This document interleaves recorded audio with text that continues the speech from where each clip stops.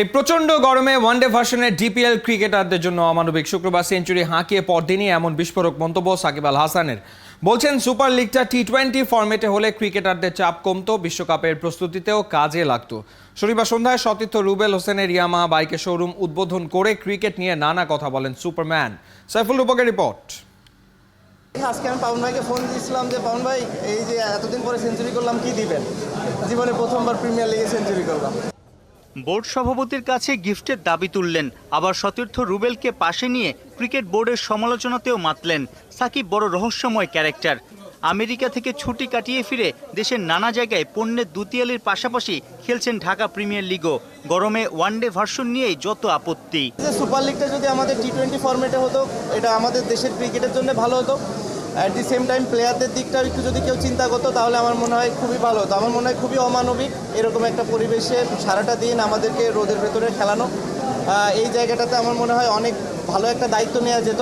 At the same time এটা আমাদের national টিমের জন্য উপকৃত হতো, যেহেতু আমরা টি-20 ফরম্যাটে ওয়ার্ল্ড কাপ খেলতে যাচ্ছি। আমার মনে হয় খুব ভালো একটা প্রিপারেশন হতো, অল্প দিনে শেষ হয়ে যেত, সব প্লেয়াররা ম্যাচগুলো খেলতে পারত। যে কোনো কারণেই হোক করেনি, বাট আমার কাছে মনে হয় এই চিন্তাগুলোই আসলে আমাদেরকে আরও সামনের দিকে এগিয়ে নিয়ে যেতে পারে। ভাই, আমি ছিলাম হচ্ছে আমেরিকাতে, যেখানে যারা ডিসিশন মেকার তারা নিবে ডিসিশন, আমি যেদিন হব সেদিন নেবে এরকম। শুক্রবার মাঠে সেঞ্চুরি, বিকেএসপি ছেড়ে এরপর সংসদীয় আসন মাগুরায়। শনিবার মাদারীপুর আর ঢাকায় ভিন্ন ভিন্ন দুই প্রোগ্রামে চনমনে। পাকা অলরাউন্ডার বলে কথা, 24 ঘন্টার ব্যবধানে সামলে নিলেন সব কাজ।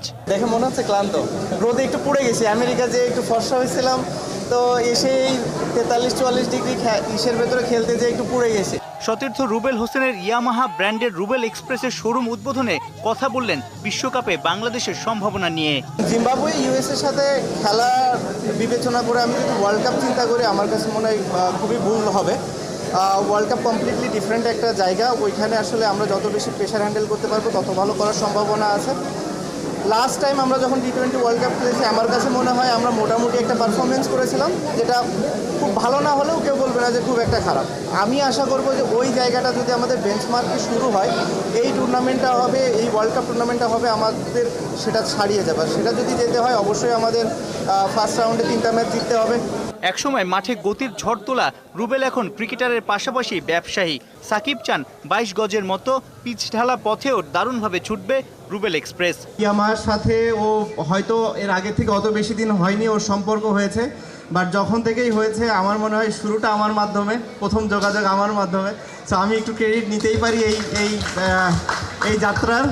আশা করি ওর যাত্রা সফল হবে। সাথে সাথে ইয়ামাহা যেভাবে বাংলাদেশে আসলে সার্ভিস দিয়ে যাচ্ছে, সার্ভিস এই কারণে বলছি যে যেভাবে বাংলাদেশের মানুষের স্পেশালি ঢাকা শহরে যে জ্যাম, এই জায়গাটাতে যেভাবে ইয়ামাহা সাপোর্ট দিয়ে যাচ্ছে, আমার মনে হয় শুধু বাইকের দিক থেকেই না, সেফটি, মানুষের সচেতনতা, অন্যান্য আরও যত দিক আছে, যেভাবে ইয়ামাহা কাজ করে যাচ্ছে, আসলে এটা অসাধারণ।